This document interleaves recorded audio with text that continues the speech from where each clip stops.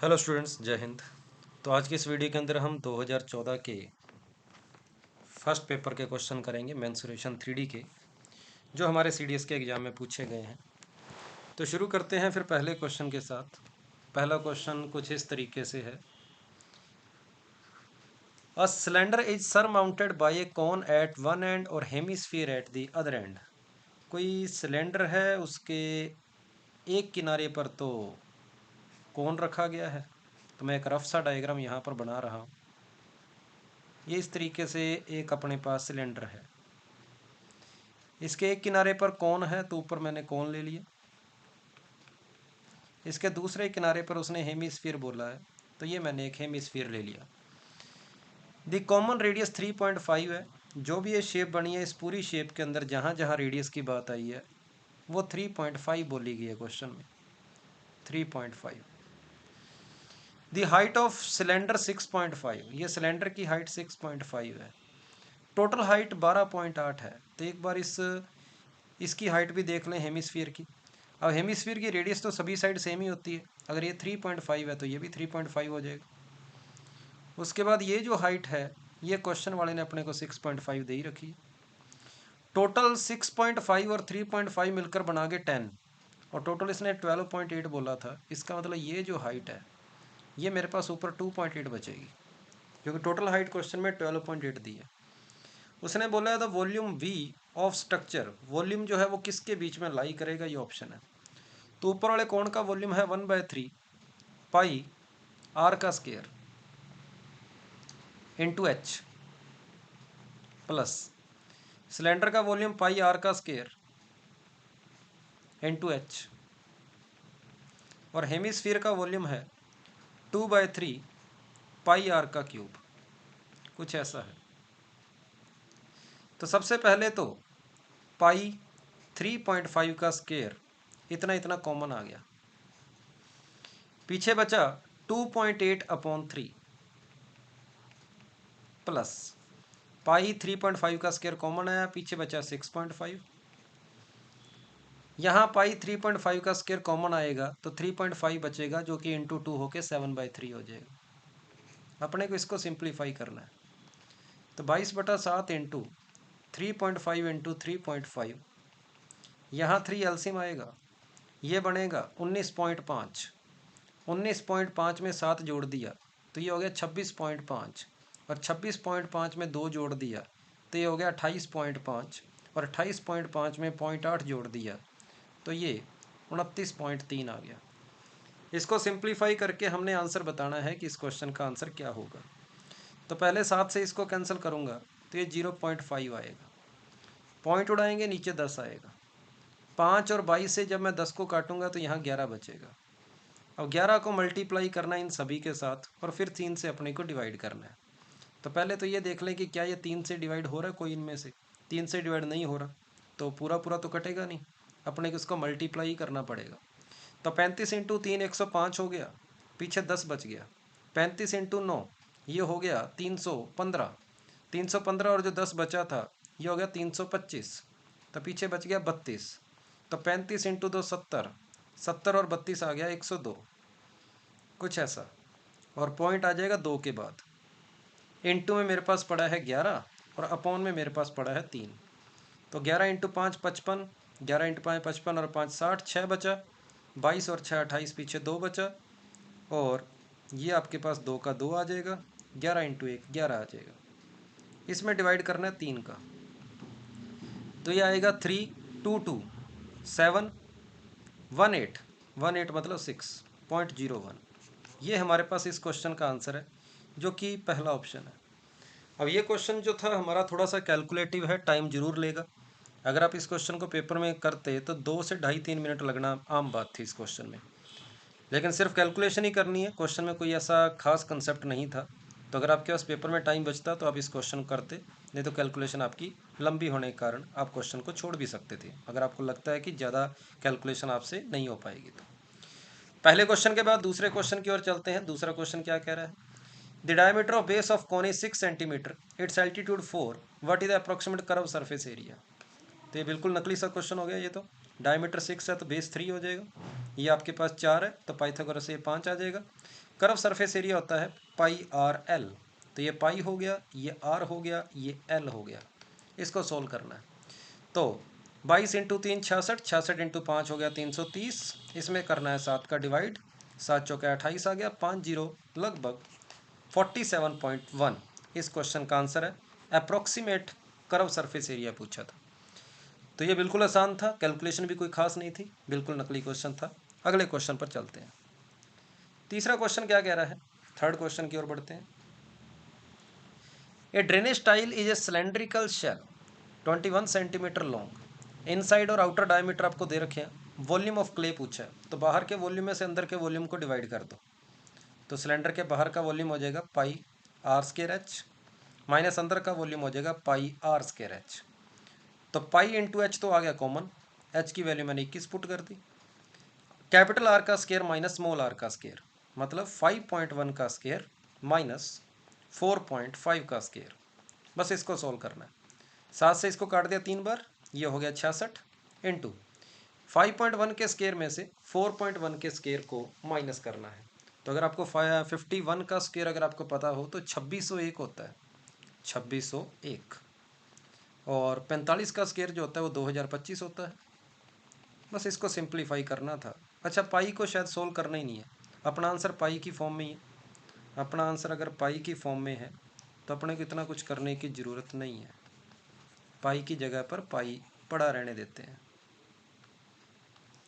पाई H की जगह 21 है, तो मल्टीप्लाई कर दें इसको, तो ये आएगा, ये अभी जो हमने लिखा था 26.01 2025, तो ये पाई के साथ आ जाएगा 21 के साथ 5.76, कुछ ऐसा हो जाएगा 5.76। और मल्टीप्लाई करके अगर इसको देखें, लेकिन ऑप्शन में तो इतना कुछ है ही नहीं, ऑप्शन तो बहुत छोटे छोटे लग रहे हैं, तो कहीं नन ऑफ दी तो नहीं आ रहा इसका answer. A drainage tile is cylindrical shell, ठीक है। इनसाइड और आउटर डायमीटर आपको दे रखा है, डायमीटर दे रखा है, रेडियस नहीं है, ये डायमीटर है, ये आपको डायमीटर दे रखा है। तो बाय में 4 करना पड़ेगा, तो पूरे के अपॉन में 4 आएगा, पूरे के अपॉन में 4 आएगा। और 4 से जब इसको मैं कैंसिल करूँगा तो ये आएगा 1.44। और इसको अगर मल्टीप्लाई करूँगा तो 21 इंटू 4 84, 8 बचा, 84 और 8 92, 9 बचा, 21 और 9 30 आ गया।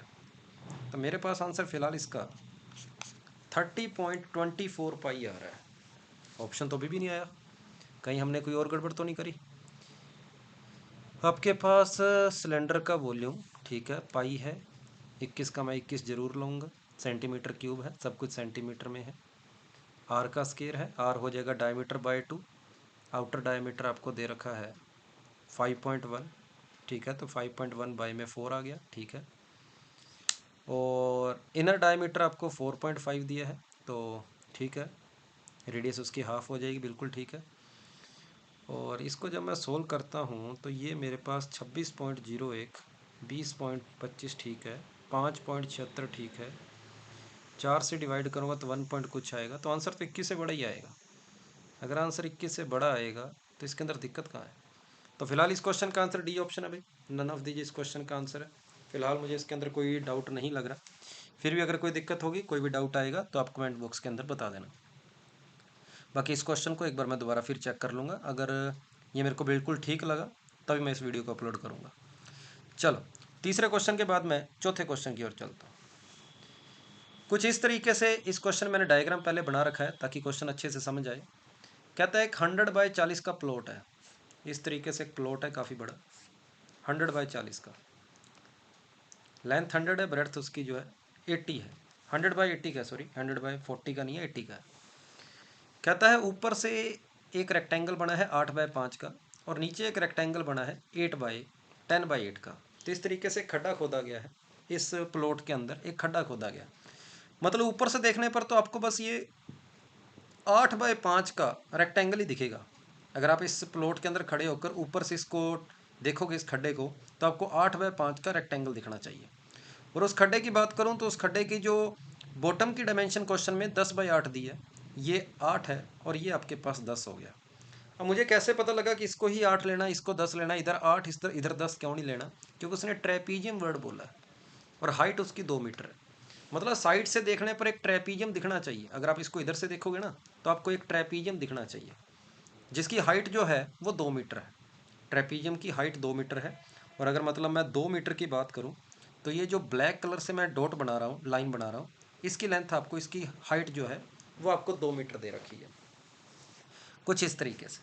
तो ये जो ट्रेपीजियम बन रहा है ये बिल्कुल वर्टिकल है, इसको आप इंक्लाइन मत करना, ये बिल्कुल वर्टिकल है। ठीक है, ये जो इधर शेप बन रही है, इधर जो आपको एक रेक्टेंगल दिखाई दे रहा है, रेक्टेंगल जिसकी लेंथ 8 है, ठीक है, और इसकी जो हाइट है वो आपके पास 2 है। ये वाला इसकी जो इस रेक्टेंगुलर जो आपको शेप दिख रही है, ठीक है, इसकी हाइट तो 8 है और इस रेक्टेंगल की जो लेंथ है, ये जो ब्रेड्थ है, ये इस ट्रेपीजियम की इस साइड के बराबर है जो कि मुझे क्वेश्चन में नहीं दी। तो ये वाला जो सेक्शन है ये एक रेक्टेंगुलर सेक्शन है जिसकी लेंथ 8 है, ब्रेड्थ के बारे में हमें कुछ नहीं पता। इधर का जो सेक्शन दिख रहा है ये आपको ट्रेपीजियम टाइप का दिखना चाहिए। बेस लेंथ उसकी 10 है, पैरेलल लाइन है, ऊपर 5 है और इस ट्रेपीजियम की हाइट 2 है। कहने का मतलब ये हो गया कि इधर से लेकर ये जो आपको ट्रेपीजियम दिखाई दे रहा है, इधर से लेकर दूसरे एंड तक अगर आप चलते जाओगे तो आपको बिल्कुल सिमेट्रिक शेप दिखाई देगी, सिमेट्रिक शेप दिखाई देगी। और उस सिमेट्रिक शेप की जो हाइट है वो आपके पास 8 है, मतलब 8 मीटर की उधर तक आपको एक सिमेट्रिक शेप दिखाई दे रही है। मतलब कहीं पर भी आप इसके ऊपर कट लगा दोगे, कहीं पर भी, तो आपको इसी तरीके का एक ट्रेपीजियम दिखाई देगा, इसी डायमेंशन का। आप इस शेप के ऊपर जहाँ मर्जी कट लगा के देख ले, आपको इसी शेप का ट्रेपीजियम दिखेगा। तो ये जो शेप आपके पास सॉलिड शेप बनी है, इसका वॉल्यूम क्या होगा? इस ट्रेपीजियम का एरिया इंटू में ये हाइट जो कि 8 है, क्योंकि बेस का एरिया इंटू हाइट जो होता है हमारे पास वॉल्यूम होता है। अब बेस जो है वो ट्रेपीजियम है यहाँ पर आपका। बेस हमेशा नीचे वाला ही मत मानना कि नीचे जो 10/8 का रेक्टेंगल बन रहा है आप कहीं उसको बेस मानो। अगर आप 10/8 को बेस मानोगे तो हाइट आपकी बिल्कुल सिमेट्रिकली ऊपर जानी चाहिए, लेकिन ऐसा इस क्वेश्चन में नहीं है, क्योंकि हाइट आपकी ऊपर जाकर 8/5 बन रहा है शेप। तो नीचे से ऊपर तक ये फिगर बिल्कुल सिमेट्रिक नहीं है। बस ये इस फिगर जो है इस लेफ्ट टू राइट तक बिल्कुल सिमेट्रिक है। इधर से शुरुआत कर दो लेफ्ट साइड से, जहाँ आपको 3 रेड एरो दिख रहे हैं, वहाँ से 3 ब्लैक एरो की ओर जाओ, आपको शेप बिल्कुल सिमेट्रिक दिखाई देगी। तो सिमेट्रिक शेप का वॉल्यूम क्या होता है? बेस का एरिया। बेस का एरिया मतलब ट्रेपीजियम का area, half sum of parallel sides, यहाँ प्लस आएगा, इनटू उनके बीच की हाइट जो कि आपके पास 2 है। ये ट्रेपीजियम का एरिया है। और उसके बाद ट्रेपीजियम की जो हाइट है वो आपके पास 8 है, तो बेस के एरिया को मैंने 8 से मल्टीप्लाई कर दिया, तो अब मेरे पास ये वॉल्यूम बन गया। और ये वॉल्यूम पूरी ज़मीन पर फैलाना है ऊपर। तो ऊपर आपके पास टोटल एरिया है 100 इंटू में 80, लेंथ इंटू ब्रेड्थ, माइनस ये 8 इंटू 5 का जो पोर्शन है, यहाँ पर आपके पास, यहाँ पर आप मिट्टी को नहीं फैला सकते, तो इस एरिया को मुझे ऊपर वाले पोर्शन के एरिया को माइनस करना पड़ेगा 8 इंटू 5, कुछ ऐसा। और इंटू आपके पास थिकनेस हो जाएगी कि मिट्टी की हाइट हो जाएगी कि कितनी मोटाई की आपने मिट्टी फैलाई है, कुछ इस तरीके से। आपको समझ आ गया क्वेश्चन? तो इसको सोल्व करके आपको एच की वैल्यू निकालनी है। ये हो जाएगा 15, 2 से 2 कट गया, 15 इंटू में 8 120, 120 बराबर, ये हो गया 8000, 8000 में से 40 गया 7960। इसको जब सोल्व करोगे तो आपकी एच की वैल्यू जो है वो मीटर में आएगी, एच की वैल्यू मीटर के अंदर आएगी, जो कि लगभग 0.01 इसके आसपास आएगी। 5 एग्जैक्ट नहीं आएगी यहाँ पर, आपका आंसर लगभग कुछ ऐसा आएगा। अगर आप इसको चेक करोगे इतना मीटर आपका आंसर आएगा, और इतना मीटर, हाँ। और इसको जब सेंटीमीटर में बदलोगे तो 100 से मल्टीप्लाई कर देना, तो लग 0.151 सेंटीमीटर में आपका आंसर आ जाएगा। और ऐसा आपके पास ऑप्शन जो है वो डी ऑप्शन दे रखा है, डी ऑप्शन अपना आंसर आ जाएगा। अगर यहाँ पर 7960 की जगह 8000 होता तो मेरा आंसर एग्जैक्ट 1.5 सेंटीमीटर आता। और आंसर को 1.5 सेंटीमीटर लाने के लिए अपने अपने कंसेप्ट को गलत नहीं कर सकते, इसलिए अपना पूरा आंसर जो एग्जैक्ट 1.5 नहीं आएगा, ठीक है, यहाँ पर अपना आंसर 1.51 के आसपास ही आएगा। तो ऐसा ऑप्शन आपके पास डी कह सकते हैं। तो ये हमारे पेपर का चौथा क्वेश्चन था और ये भी एक थोड़ा सा बढ़िया सोचने वाला क्वेश्चन था। चौथे क्वेश्चन के बाद मैं क्वेश्चन नंबर 5 की ओर चलता हूँ। पांचवा क्वेश्चन क्या कह रहा है? एक क्यूब है ईच एच 2 सेंटीमीटर और क्यूबॉइड है वो 1 centimetre long, 2 centimetre wide, 3 centimetre high है। Paint in certain container sufficient to paint an area equal to 54 centimetre square. ठीक बात है। क्वेश्चन में क्या पूछा है? Both cube and cuboid can be painted. चलो देखते हैं। तो क्यूबॉइड का सरफेस एरिया होता है 6 इंटू साइड का स्क्वायर, तो ये मेरे पास हो जाएगा 24। और सिलेंडर का होता है, क्यूबॉइड का होता है 2 इंटू लेंथ इंटू ब्रेड्थ और breadth into height plus height into length. तो ये हो गया 11 इंटू 2 22। तो मेरे पास टोटल मिलाने पर एरिया कितना बना 46, और पेंट कितने एरिया का है 54 का। इसका मतलब मैं दोनों को पेंट कर सकता हूँ, तो इसका आंसर ए ऑप्शन हो जाएगा। ये भी बिल्कुल आसान सा क्वेश्चन था। पांचों क्वेश्चन के बाद क्वेश्चन नंबर 6 की ओर चलता हूँ। 6 क्वेश्चन क्या कह रहा है, a cone of radius R height h centimetre is divided into two parts by drawing a parallel through the middle point of the height and the parallel to the base, what is the ratio of volume to original cone to the volume of smaller cone 8:1। बिल्कुल नकली सा question है। ये आपको concept बार बार class के अंदर बताया जाता है कि अगर किसी कोन को बिल्कुल बीचों से बीच से काटें, बिल्कुल बीचों बीच से काटो, तो ऊपर वाले कोन का वॉल्यूम और बड़े कोन के वॉल्यूम की बात करें, बड़े कोण के वॉल्यूम की बात करें, अगर इसका वॉल्यूम 1 है तो बड़े का वॉल्यूम 8 होता है, क्योंकि इसकी जितनी भी डायमेंशन है रेडियस या हाइट, उनका रेशो 1:2 हो जाता है। कि अगर उसकी रेडियस 1 है तो इसकी रेडियस 2 होएगी, अगर उसकी हाइट 1 है तो इसकी हाइट 2 हो जाएगी। तो इसकी सारी डायमेंशन इससे डबल होएगी अगर आपने बीचों बीच में से काटा है तो अगर सारी डायमेंशन इसकी इससे डबल है तो वॉल्यूम की बात करोगे तो वॉल्यूम उसका क्यूब हो जाएगा। 1 का क्यूब तो 1 ही होता है, 2 का क्यूब 8 हो जाएगा। तो जब किसी कोण को बीचों बीच में से काटोगे तो बड़े कोण का वॉल्यूम और छोटे कोण के वॉल्यूम का रेशो 8:1 होता है।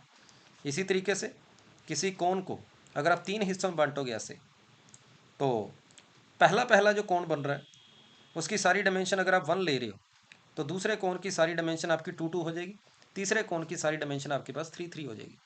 तो सबसे छोटे वाले कोण का वॉल्यूम उससे बड़े वाले कोण का वॉल्यूम और उससे बड़े वाले कोण के वॉल्यूम का जो रेशो होता है, ये 1 का क्यूब, ये 2 का क्यूब और ये 3 का क्यूब, कुछ ऐसा होता है। तो ये कंसेप्ट आपके बहुत काम का है, फर्स्ट टर्म में काम आता है, तो इसको आप जरूर अच्छे से करेंगे। क्वेश्चन नंबर 6 के बाद क्वेश्चन नंबर 7 की ओर चलता हूँ। कहता है if 64 identical shell sphere are made out of big sphere of diameter 8 centimetre. तो मेरे पास टोटल वॉल्यूम कितना था 4/3 पाई, ये डायमीटर है 8, तो वॉल्यूम हो जाएगा रेडियस का क्यूब हो जाएगा। ये लो, इतना वॉल्यूम मेरे पास था, उसने 64 स्फीयर बना दिए, तो ठीक बात, अभी इक्वल टू 64 स्फीयर बना दिए। और हर एक स्फीयर की रेडियस कितनी हो जाएगी 4/3 पाई आर क्यूब। मुझे आर निकालनी है ताकि मेरे पास हर एक स्फीयर की रेडियस आ जाए। तो 64 से 4 इंटू 4 16, 16 इंटू 4 64 कट गया, 4/3 पाई से 4/3 पाई कट गया, तो आर की वैल्यू मेरे पास 1 आ गई। उसने पूछा what is the surface area of each sphere. तो सरफेस एरिया स्फीयर का 4πr² होता है, आर की जगह 1 पुट कर दो, आपका आंसर 4π आ जाएगा। तो जो भी छोटे छोटे स्फीयर बने हैं उसका एरिया आपके पास 4π रहेगा हर एक का। क्वेश्चन नंबर 7 के बाद क्वेश्चन नंबर 8 की ओर चलते हैं। 8वां क्वेश्चन क्या कह रहा है, the dimensions of field are इतना बाय इतना, ए पिट 8 मीटर लॉन्ग, इतने मीटर वाइड, इतने metre deep is dug in one corner of field. और मूव करके सेम इसी तरीके से जो भी हमने ट्रेपीजियम वाला क्वेश्चन किया था उसी टाइप का क्वेश्चन है। तो कितने मिट्टी बाहर निकली, इन तीनों को मल्टीप्लाई कर दो क्योंकि क्यूबॉइड शेप है, length into breadth into height, इतनी मिट्टी ज़मीन से बाहर निकली। और ये जो मिट्टी है वो उसी ज़मीन पर फैलानी है, तो कितने एरिया पर फैल सकती है 15 इंटू 12, ये तो हो गया पूरी फील्ड का एरिया, माइनस वो जो खड्डा बना है उसके ऊपर तो मिट्टी फैला नहीं सकते क्योंकि उस खड्डे के ऊपर जब भी हम मिट्टी फैलाएंगे वो तो खड्डे के अंदर ही गिर जाएगी। तो लेंथ इंटू ब्रेड्थ का एरिया जो है वो मैंने माइनस कर देना इसमें से, तो इतने ये वो एरिया आ गया जिस पर मिट्टी फैलाई जा सकती है। इनटू में हाइट लिख दी कि कितना हाइट जो है वो राइज होएगी। इसको सोल्व कर लेंगे हमारे पास आंसर आ जाएगा। तो 2.5 इंटू 2 5, 5 इंटू 8 40 आ गया, ये बन गया 180, ये बन गया 20, 180 में से 20 गया 160, तो एच की वैल्यू आपके पास आ गई 1/4 मीटर। सेंटीमीटर में बोलोगे 100 से मल्टीप्लाई कर देना, 25 सेंटीमीटर अपना आंसर आ जाएगा। ये भी आसान क्वेश्चन था। क्वेश्चन नंबर 8 के बाद क्वेश्चन नंबर 9 की ओर चलते हैं। 9वां क्वेश्चन क्या कह रहा है, what is the diameter of larger circle laying surface of sphere of area इतना।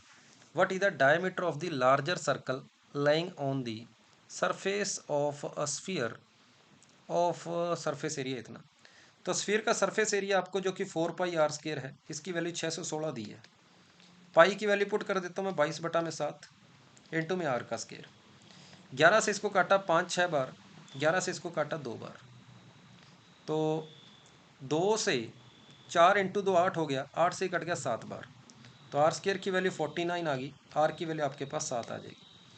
अब उसने बोला है कि स्फीयर के ऊपर मुझे बड़े से बड़ा डायमीटर बनाना है, बड़े से बड़ा, तो जब भी स्फीयर के ऊपर बड़े से बड़ा डायमीटर का सर्कल बनाने की कोशिश करोगे तो सर्कल इस तरीके से बिल्कुल बीचों बीच से बना दे, जैसे अर्थ के ऊपर इक्वेटर होती है। अर्थ के ऊपर जो इक्वेटर वाला सर्कल होता है उसकी रेडियस सबसे बड़ी होती है और मुझे वही फाइंड करनी है। तो इस स्फीयर की रेडियस अगर 7 है तो जो सर्कल बनेगा उसकी रेडियस भी 7 होएगी, और अगर वो सर्कल बनेगा उसकी रेडियस 7 होएगी तो सर्कल का डायमीटर आपके पास कितना हो जाएगा, 14 हो जाएगा। ए ऑप्शन अपना आंसर है, 14 सेंटीमीटर। क्वेश्चन नंबर 9 के बाद लास्ट क्वेश्चन है क्वेश्चन नंबर 10वां। The volume of hollow cube इतना है, but surface area of largest sphere which be enclosed in it. लो अभी क्यूब के अंदर एक हमें क्या बनाना है, क्यूब के अंदर एक स्फीयर बनाना है। तो सबसे पहले क्यूब की साइड देख लें कितनी है। तो ए क्यूब इक्वल टू आपको दे रखा है 216 एक्स क्यूब, तो ए इक्वल टू आ जाएगा 6x। मतलब जिस क्यूब की आप बात कर रहे हो उसकी लेंथ आपके पास 6x है। उसके अंदर कहता है एक लार्जेस्ट आपने स्फीयर बनाना है, लार्जेस्ट स्फीयर रखा, उसका आपको एरिया बताना है क्या है। तो स्फीयर का डायमीटर जो है वो 6x के बराबर हो जाएगा। तो स्फीयर की रेडियस किसके बराबर हो जाएगी, रेडियस बराबर हो जाएगी 3x के। तो स्फीयर का एरिया होता है 4πr², और यहाँ से आपके पास इस क्वेश्चन का आंसर आ जाएगा। r² मतलब 3x का स्क्वायर, और इसको अगर आप सोल्व करोगे तो 9 × 4 36, 36πx² आपका इस क्वेश्चन का आंसर है। तो यहाँ आपने देखा 2014 के फर्स्ट पेपर के अंदर लगभग 2 या 3 क्वेश्चन ही थे जो आपको सोचने वाले थे, थोड़े से कैलकुलेटिव थे, लेकिन 10 में से 7 क्वेश्चन आप आसानी से जल्दी जल्दी हर एक मिनट के अंदर कर सकते थे। तो इस वीडियो के अंदर इतना ही। उम्मीद करता हूँ आप लोगों को समझ आया होगा। फिर भी कोई डाउट आए तो आप कमेंट बॉक्स के अंदर जरूर बताना। थैंक यू सभी को। जय हिंद।